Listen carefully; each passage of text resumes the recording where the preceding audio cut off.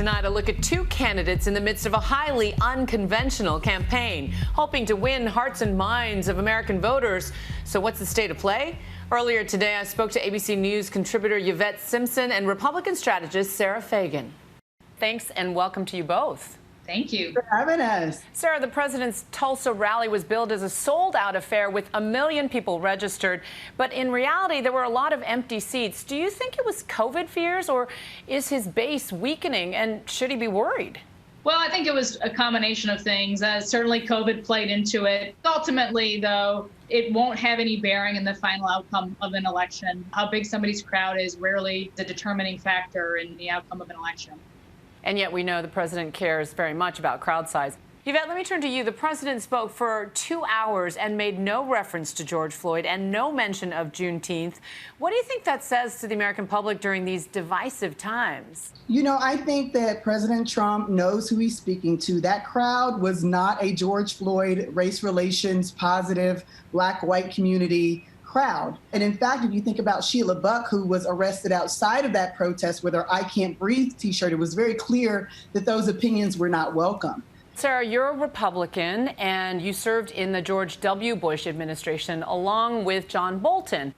And in my colleague Martha Raditz's interview with Bolton, he said President Trump is not a true conservative, that he's not fit for the presidency, and that his only guiding principle is to get reelected. Do you think conservatives are listening?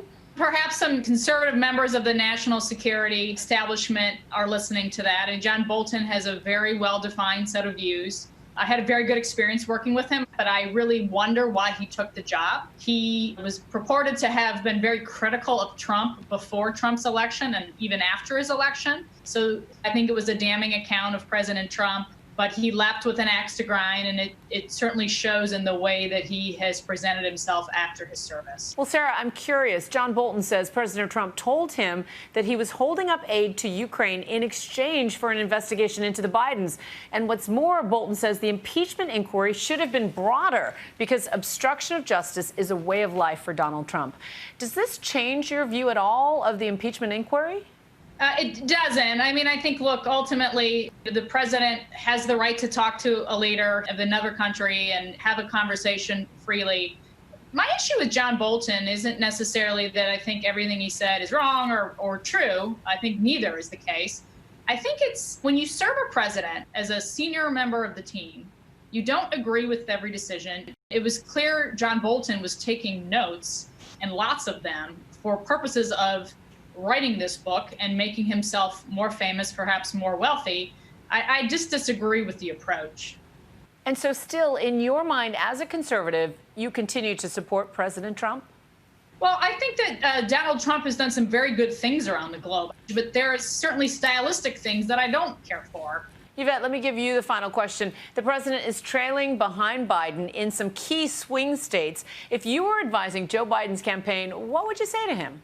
I would say that he needs to focus on building an actual campaign. And I think part of the challenge is this is being fought from a basement on ads. And what does it look like to actually engage voters in those states? And so what I think is missing right now is the strategy. We need overwhelming turnout in this election, and we're going to be met with a lot of opposition from the Republicans in the form of voter suppression. We've seen that in Georgia. We're going to see that in Kentucky in a couple of days. And so we need to see Biden really building out a voter engagement protocol, a way to really engage these voters and not just tracking polls and doing ads. Yvette, Sarah, thank you. It's ladies' night tonight. Thanks to you both.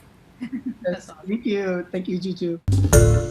Hi, everyone. George Stephanopoulos here. Thanks for checking out the ABC News YouTube channel. If you'd like to get more videos, show highlights, and watch live event coverage, click on the right over here to subscribe to our channel. And don't forget to download the ABC News app for breaking news alerts. Thanks for watching.